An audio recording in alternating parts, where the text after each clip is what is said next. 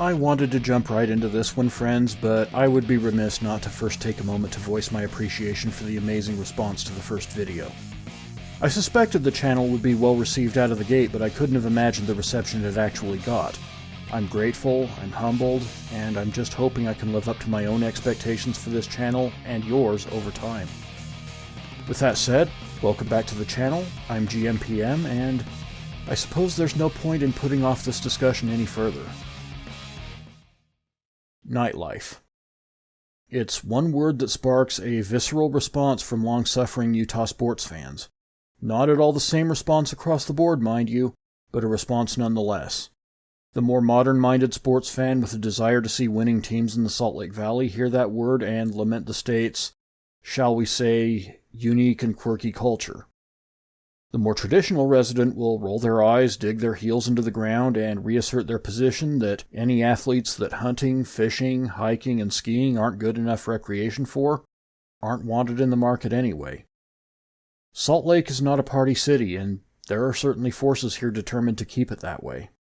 One thing is clear. With the NHL well on its way to the Wasatch front, and a huge push to bring MLB here in short order, something has to give. The NHL didn't seem like it was going to have any problems in nearly the same way as the Utah Jazz have always had, attracting marquee free agents and retaining the talent that it drafts or trades for. Hockey still has a very strong blue-collar, country boy image. The outdoor recreation, the climate of the Wasatch Front, and the strong family and community-centric culture in Utah is right there with what a vast majority of hockey players grow up around. They tell you all about it, all the time, in interviews and player spotlight features. The thought of our basketball problems becoming our hockey problems never once entered into my mind. So it was with an all-too-familiar grimace that I read reports this past week about players in the Coyotes organization taking news of the impending move up I-15 poorly, and players in other markets bristling, apparently scrambling to update their no-trade clauses to avoid having to play in Utah. As a longtime Utah sports fan, this is nothing new. No one wants to play in Utah has long been a cloud quietly looming over the entire market, particularly affecting the Utah Jazz in the way they historically have had to do business, even to stay remotely competitive in the NBA. This was just the unspoken but well-understood reality for years. Then in 2017, someone finally said the quiet part out loud. Unpacking the first round of the NBA playoffs that year, Matt Barnes and Andre Iguodala of the Golden State Warriors made it clear that the team was hoping for the LA Clippers to beat the Utah Jazz to advance, not because they saw the Clippers as an easier matchup, but because they wanted to avoid the requisite stay in Salt Lake City for the series' road games. They found Utah a boring stay with little to do away from the court. This is where the "there's no nightlife in Utah" quote was taken. This struck a nerve with the collective Utah population, where one side clutched their pearls and criticized the players for not finding enjoyment in all of the outdoor activities available in the Beehive State, or openly denigrated them for wanting the kind of nightlife that made them prefer Los Angeles in the first place.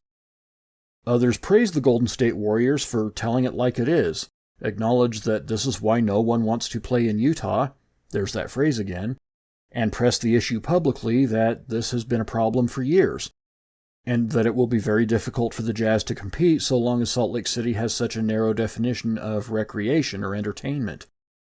Needless to say, lively discussion played out on social media and message boards as Jazz fans and other Utah locals processed the subject.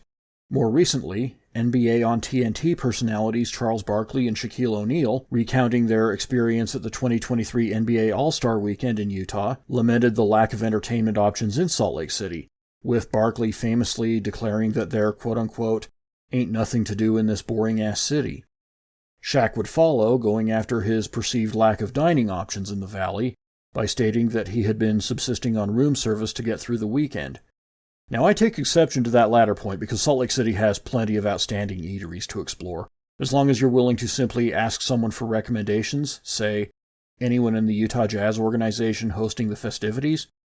It appears he couldn't be bothered, but I digress. Back to the point at hand, Barkley largely had the right of it, but again, there was a strong contingent on social media convinced that Utah wasn't the problem, but Barkley was. I say all this to provide context to the reports coming out about the Coyotes players and teams around the league. Now, it's entirely possible that this is just a troll or group of trolls trying to inject that element into the Utah NHL narrative to diminish excitement just for the sake of it. So there actually may or may not be anything to any of it, as hockey is, as mentioned, a very different culture than basketball. But Utah fans can't be blamed for an immediate, cynical response of, "Oh, it's this again," followed by condemnation of or agreement with the players who allegedly express that view of the area.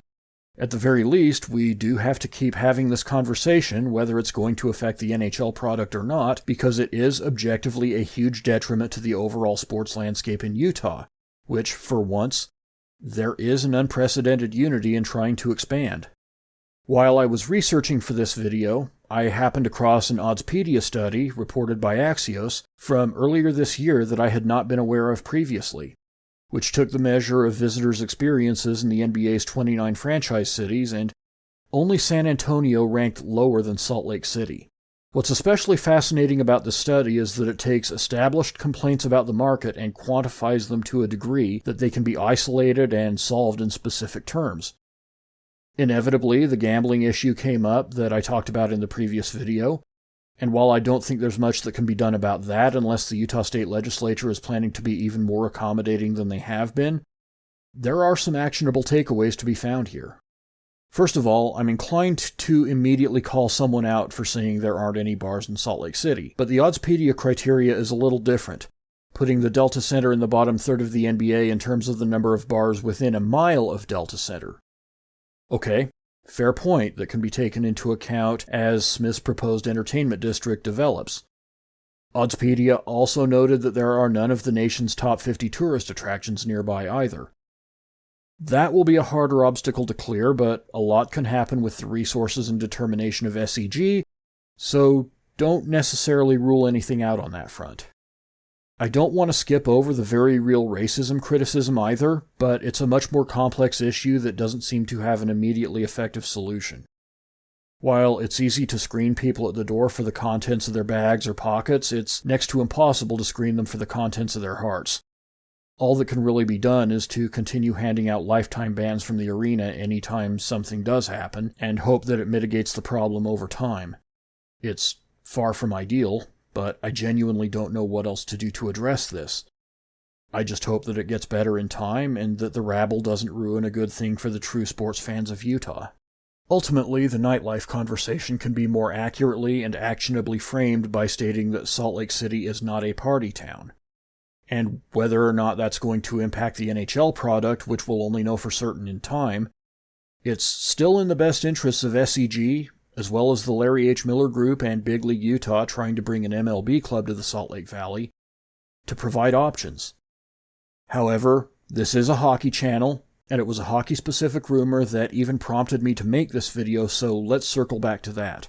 Why would Arizona Coyotes players potentially be reluctant to move up north to Salt Lake City from a cultural standpoint? No, Salt Lake City is not a party town, but I can tell you what is.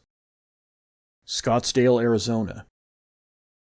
Scottsdale, in recent years, has become almost a West Miami of sorts, party central for the American Southwest, and I say that with no criticism whatsoever. With the Coyotes already being the youngest team in the NHL, and perhaps a good chunk of that talent pipeline anticipating having a party culture just across the street from their proposed new hockey arena, it might feel like something of a buzzkill to find out their immediate NHL future lies in a city much more consistent with where they probably played their junior hockey. Is that a deal breaker? If I'm working with the Smith Group, I'm working hard to make sure that question doesn't even come up. What I'm going to say next will probably make some people very uncomfortable. But what if the entertainment district that features the new NHL-NBA arena also includes the answer/solution to the nightlife criticism? What if, in addition to its other commercial offerings, there are maybe some upscale nightclubs and sports bars for athletes to partake in? That would be a long overdue game changer for Utah sports. Now, I've already said that I don't anticipate much in the way of gambling, but assuming the topic of gambling apps has come up, and I don't see how it possibly couldn't, I also have to imagine the casino question has, or at least will, be asked at least once as this all develops in the coming years.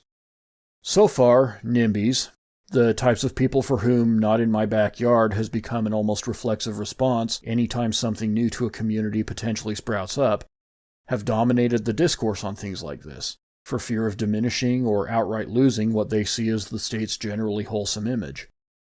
However, it should be noted that those times, they had the support of the Utah State Legislature on their side. The nearly $2 billion in financial support offered up by the same government to grow Utah's sports scene tells me that perhaps we finally have local leaders willing to do what it takes to solve this decades-old problem.